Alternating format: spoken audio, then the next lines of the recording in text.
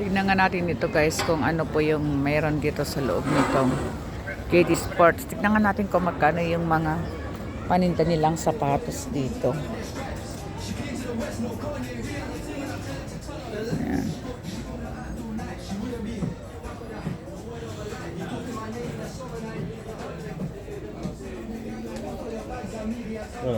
Ay.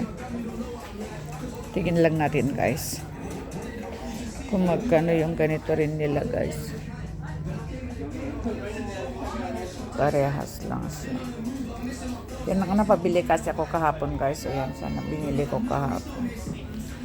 Ayan po yung mga bagong design ngayon ng mga hila. Ayan guys. Kasi pag ganito po kasi yung suot ko guys ay ano, kagaya niyan guys. O nakita niyo suot ko. Ganyan siya guys. Para tumangkad ako ng konti kasi ayoko po guys ng ano, ng mababang sapatos kasi pandak na ako tapos mababa pa yung aking sapatos. So not good. Ayan, sapatos tayo dyan.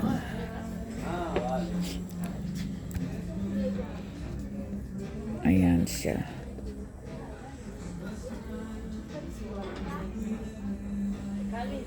Ayan siya guys. Tingnan nga natin tong mga Nike dito. Ay, pang baby. Ang cute niya. Ang cute din ng Puma na maliit guys. Oh, ang cute niya. Talaga, ang liit. Ang cute niya. Diba, ang liit guys. May anak akong maliit, bibilin ko talaga to. Parang laruan lang siya, parang sapatos lang siya ng duwende. Ganda niya guys. Ayan, oh. Diba? Ganda.